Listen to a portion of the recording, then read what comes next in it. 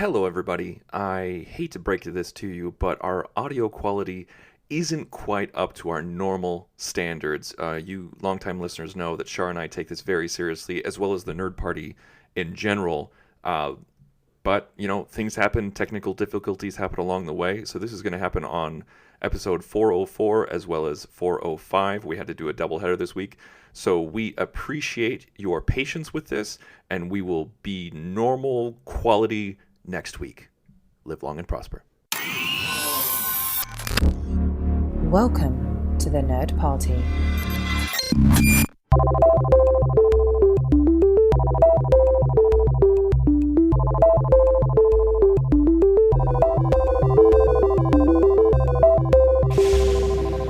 Hello, everybody at home, and welcome. This is Second Contact, a Star Trek Lower Decks commentary podcast.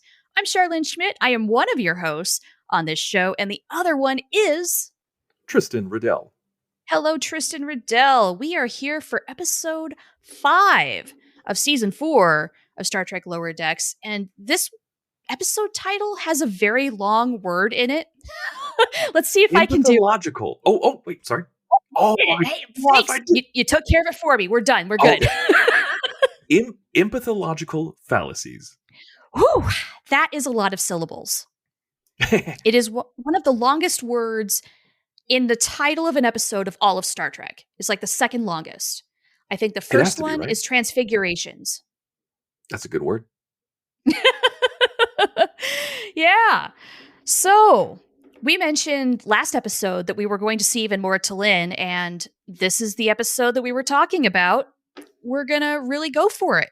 What do you think? Let's hit it. Let's get right into it. And so if this is your guys' first time listening to us, we will do a commentary for the entire episode, and you can watch along with us. You can queue up the episode, or you can listen to it while you're walking, while you're commuting, however you want to do it, because we will be entertaining all throughout.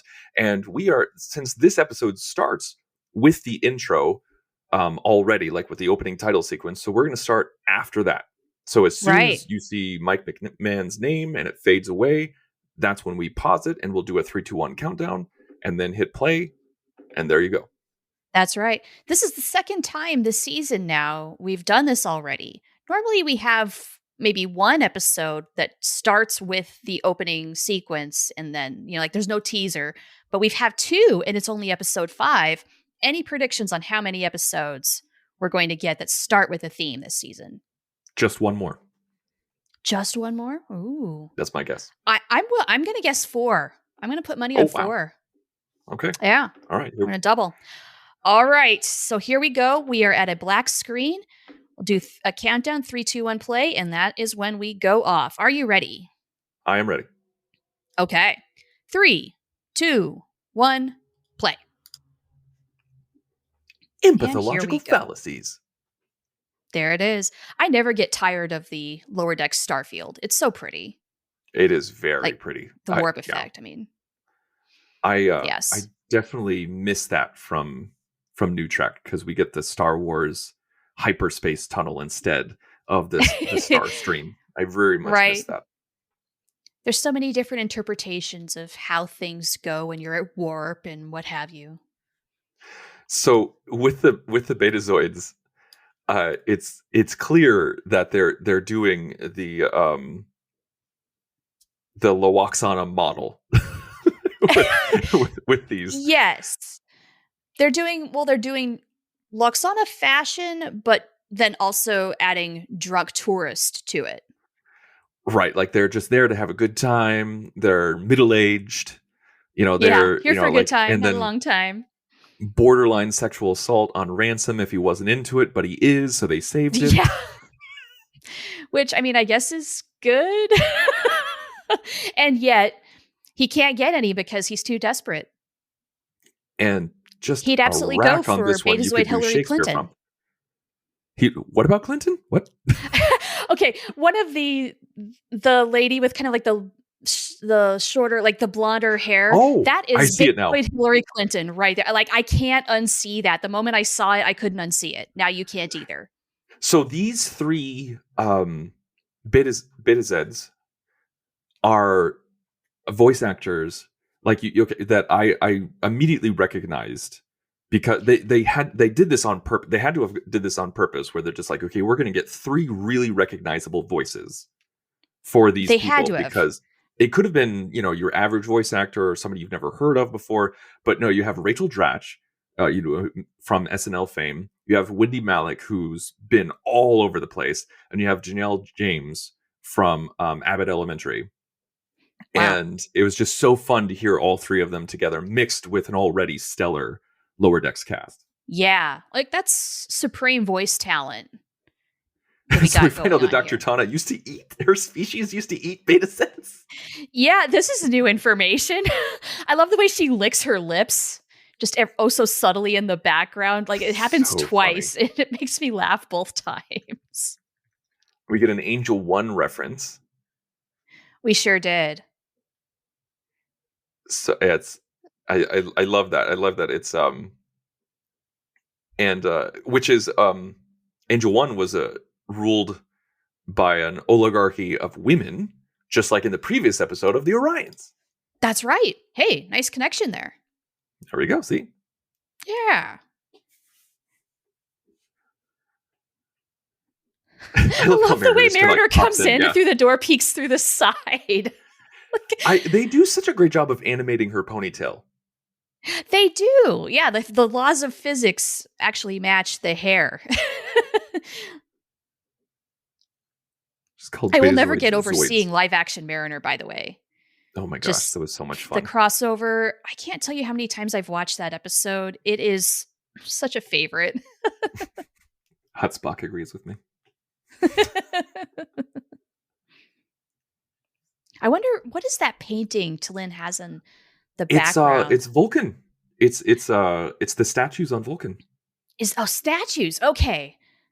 Okay. I was just trying to figure out what I knew it was Vulcan. I was just trying to figure out, okay, where have we seen that? I couldn't place it. So Boimler's trying to memorize everybody's name on the ship, and he like apparently like there's like a program, like a memorization game It's a that he has. flashcard game. Just yesterday, I was asking, I was talking to my wife about how like I started a new job earlier this year, Mhm. and I have way more responsibility than I have in previous jobs, and I am horrible with names. I am just god awful with names. Me too. I need this flashcard system for the people I work with. Yeah, hey Star Trek, can you actually make this a real life game and you can put in your real life coworkers? Yeah, I Yeah, think we I'm saw this terrible with names particular too. vista, like the painting in her quarters. I think we saw this particular vista in Enterprise. Or Okay. it might have been Star Trek 3. I'm not quite sure, but Oh, it's definitely Vulcan. I think it was Enterprise when Okay, T'Pol goes home to get yeah, married. But it's a good don't quote episode. me on that because, man, it's been a little while. So already we're seeing the crew get crazy, like more so than normal. Way crazy. At this point, when I first watched this episode, I thought, oh my God, we're going to get like the Naked Time and the Naked Now version of the show. And we've seen people going crazy in the bar lounge, like Hmm. your favorite shot of Boimler Oh my happened god, the there. spread eagle Boimler. Good lord, So I please thought, not again. okay, are they actually going to go like even further than that? Like, I kind of felt like we've seen this before. This is not that odd for lower decks. This is kind of an average day. However, Dr. Miggly Moo Yeah, saying "Welcome to Hell, Replicator" cracked me up. and then it's in a classic cartoon style, we see the dark circles underneath people's eyes, It showing you that happens. something is wrong. Yes, when people get super drunk, that absolutely happens Hmm. because your body's trying so hard to recoup. I do love that the captain is so good at her job. She's such a good captain that she knows that something's wrong, even if she's feeling it, and so she tries to stop it, even though she's doing it in her own crazy way. Right, And I right. love the Now, care that Tallinn had by putting Barnes down. Like she did the Vulcan neck pinch and then lightly laid her down so that she didn't get hurt. It was gently, very caring. gently. Yeah. So, okay, last week we had a really good A plot. This is the A plot this week, and I'm not as much of a fan. Like, I kind of feel like this is sort of all over the place. The A plot or the B plot? Well, I mean, T'Lyn, the A plot with the Betazoids, and Oh, okay. So T'Lyn being you're so like emotionally charged that she affects the whole ship. I okay. don't know if I fully buy it. Yeah, that was a little weird for me because, like, this is where my Star Trek nerd is coming out. Where we find out later on that it's due to what's it called, Bendai syndrome or Bendai disease, something like that. Something, yeah, something very specific to Vulcans. And Yeah, honestly, what I was which waiting for was a Betazoid tie-in. Like, did they somehow enhance her heightened emotions because they were picking up on it and accidentally broadcast it to the whole ship? But there is no such connection here. see, I think that right there, that would have been interesting because obviously we're led to believe that this is a Luoxana storyline because we see that happen with we see in TNG where she has heightened sexuality because of her menopause, and then we see in Deep Sure. Space Nine where people start falling in love with each other because I can't remember exactly what happened in Deep Space Nine, but it was all because of Luoxana. So we're led to believe that these three women are doing something similar to that here on the Cerritos. But then, of course, we find out that T'Lyn is the reason. But it's weird because we find out that Bendai happened in Sarek when he was crazy old, and Right. like here she's just like a little distressed as a Vulcan. Like that's what caused it because she was Yeah. just having a bad day. Come Yeah, on. see, this is why I have a problem with it. Like, we have had Vulcans on ships before. They've been in far more distressing situations than this, and this sort of thing has never happened. So I appreciate the subversion where it's not the Betazoids causing the havoc necessarily, and it's Yeah. T'Lyn, but I kind of need a little more to explain this. Yeah. And which Yes. is why I was waiting for the Betazoid connection, just because we know that with telepathy, things can go a little crazy. And how often do we have three Betazoids all together along with a Vulcan? Like, is that just like the perfect storm? And the lack of connection, I think, really kind of makes this whole thing fall apart. Like, okay, we're toting these Betazoids around. It's not like it really goes anywhere, though. Well, I think it's a catalyst. I mean, you're not wrong, but at the same time, I feel like them being on board is a catalyst for the crazy things to happen because they take over the ship, which apparently was very easy to do.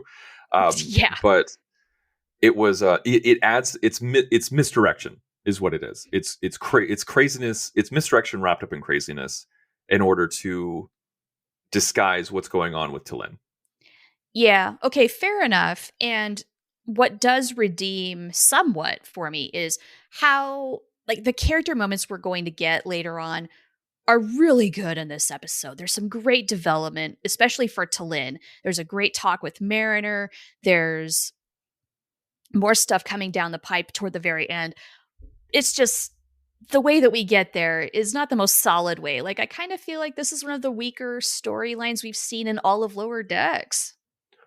I think these past two episodes, honestly, have been a little weak. Like I feel like Something Borrowed, Something Green was pretty dense and messy, and this one was pretty messy too. I mean, are they Mhm. terrible? No, No, not by any means are they terrible.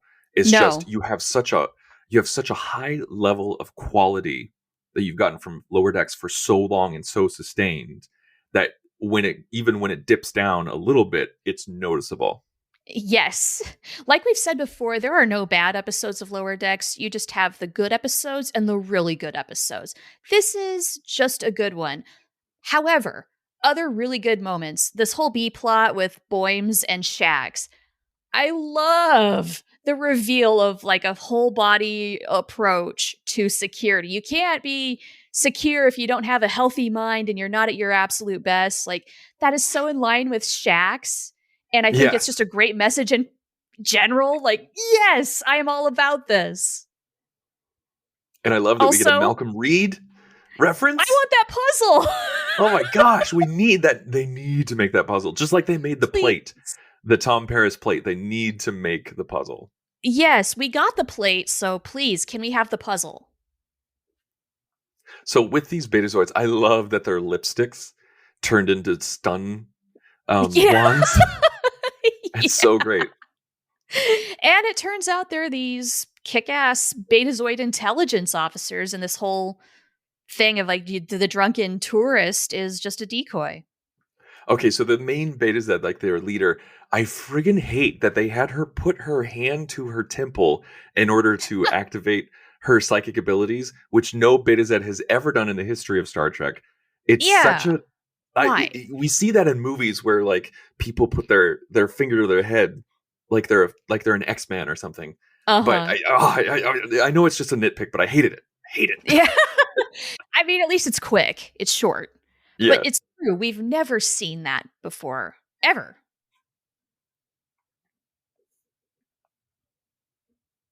And I love that Rachel Dratch. I never thought I'd hear Rachel Dratch talk about the neutral zone. And it just makes me laugh. It's great. I appreciate how casually she sits in the captain's chair. Like she owns Mhm. that thing. We have a Also, things I appreciate this pyramid, everybody's in their underwear except for Tendi, basically. What the heck? also Ransom totally shouldn't have been at the top because Jennifer was a base. Jennifer weighs Like, nothing. Ransom is the Jennifer. one with the shoulders. Yeah, come on. What the heck? They are not thinking this through, are they? That's why it collapsed. Mama's eating good tonight. I love that line from Tana. Yeah. Ta'ana is fantastic in this episode, and I don't know if this maybe breaks a record for how many things have to be bleeped in one episode Oh of my Lower gosh, there was Decks. so much swearing in this episode. There was It's so got to be much like, swearing. yeah, yes. But of course, I can't help but appreciate that. Oh, it was fun. Like I don't care. I mean, like it's they swear all the time in Lower Decks, and they apparently it came out that their Paramount Plus didn't make them bleep it. Like it was Mike McMahon's decision. Like because he Uh thinks it's huh. funnier when it's bleeped. It totally And is. um, yeah, but there was a lot. Like there was a distracting amount of bleeping in this episode. Like a noticeable amount. Like usually, if you have some sort of interaction with Dr. Ta'ana, there's going to be a few, but this is like beep, beep, beep several times throughout this whole episode. I'm going to go back at some point and do an actual count of how many bleeps there really are in this episode. And I think that's a good barometer for like it going in the future. If they want to outdo it, this is the episode to outdo. Also, I'm not quite like this is another Star Trek nitpick because like it's never really been too terribly confirmed, but I don't think Beta Z is anywhere near the neutral zone or Ryza. So like Yeah, if they're going from Beta Z to Ryza, I just don't think it. yeah. I That does could be seem wrong. odd, I could doesn't be it? It doesn't absolutely seem wrong. right. But regardless, it's fine. It's fine. It's a It's cartoon. fine. This is fine. Everything's fine. Everything's fine here. How are you? Wrong franchise. Except for Boymes. He is very bored with tarot cards. Yeah, this was strange. This B plot. Once again, it's Boymes kind of being in the background, A little bit. A and little bit. I think it's fine to get people to shine, but let's not forget, Mariner and Boymes. We got Right? them Yeah. in Strange New Worlds, but maybe I'm overlooking what we've gotten between the two of them for this season. Well, episode 1, where they're on Voyager, there's quite a bit of good interaction between the two. But it's probably been since then that they've really taken a back seat. So it is time for Mm-hmm. the two of them to have a little bit of an adventure together. Like, I appreciate that they're mixing things up. However, don't forget don't forget that too. It's a mainstay. Right. We get so I many love the references, like yeah, like the people were in like their Ambujitsu. underwear and Ambujitsu, and then previously somebody was in their underwear and wearing that headset from the game in TNG with like Yes. Wesley and everything. Right? Yeah, there's so much funny stuff to look through in the background in these scenes. Like, there's a couple of guys who are making out in the bar, and you'll see them in various places throughout the whole episode. It's funny. And then they like slide off the table slowly off screen. Yes! Yes, they do.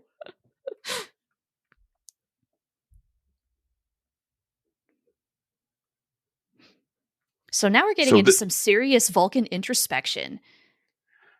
yeah, this is the moment where I like that they had a moment between the two of them, but this is also where you and I kind of have an issue with the overall plot, Yes. because this is where we talk about the Bendai syndrome and how she's like been preoccupied, and like, can you imagine the nightmare of having Vulcans on a ship if this is all that it took It, for them right. to If go it was all crazy? the time, Yeah, it wouldn't work.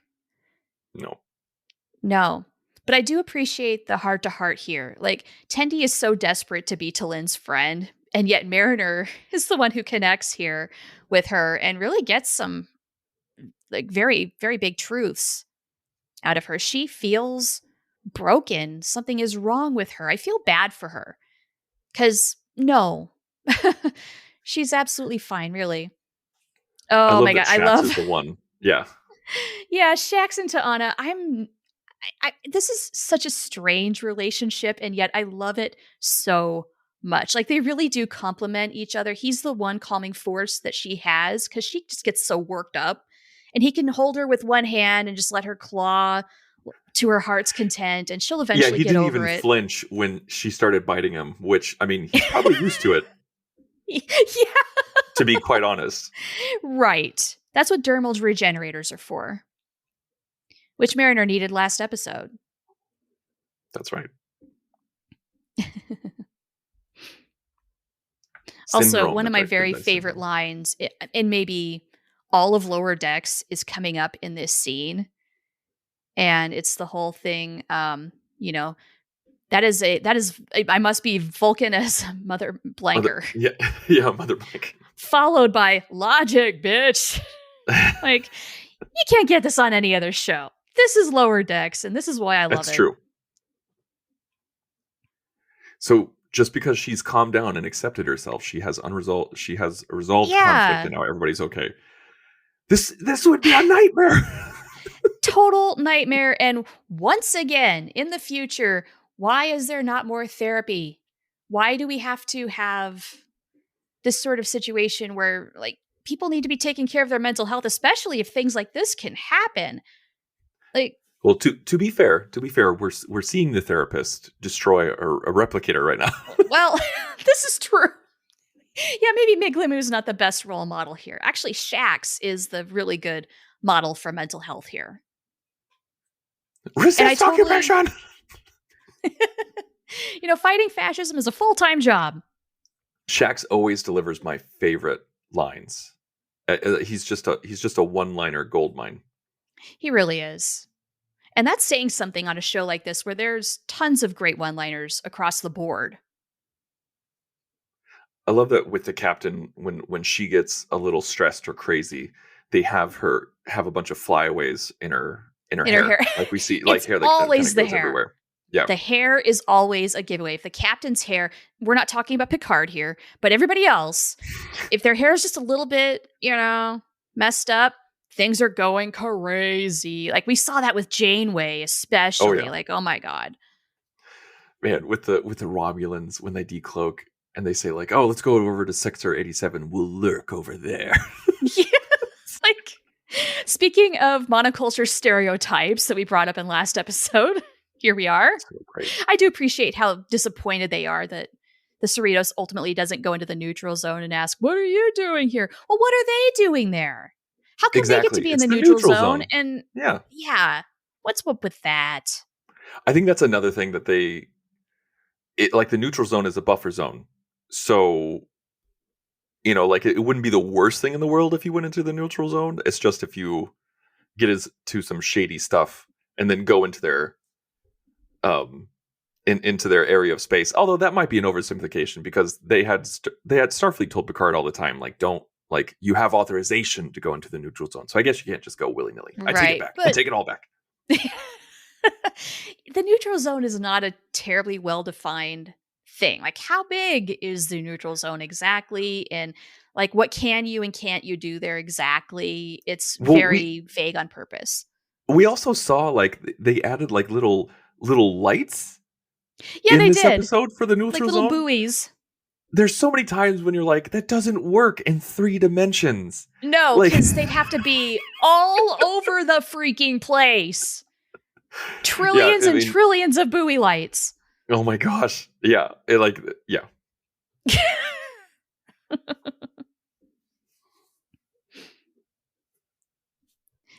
So we get the calm down. I'm like, again, Mariner with the just tasty looking drinks. Seriously, that looks very refreshing. It really does.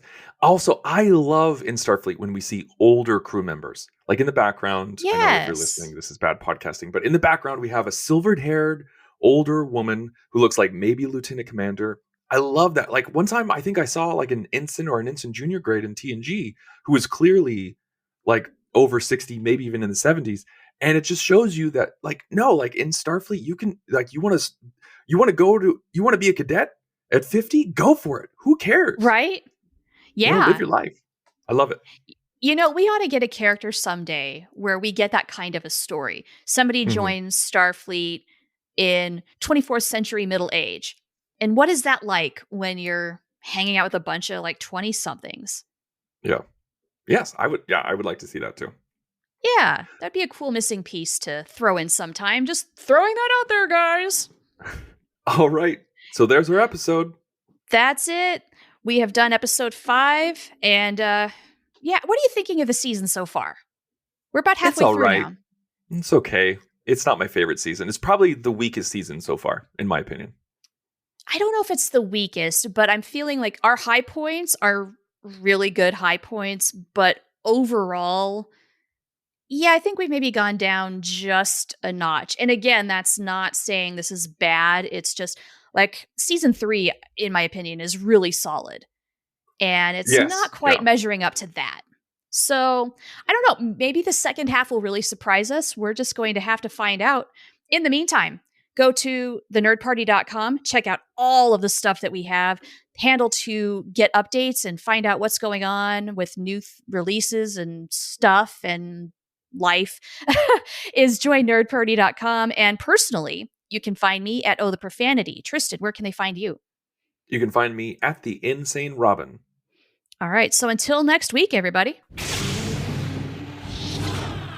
Join the revolution. Join the Nerd Party.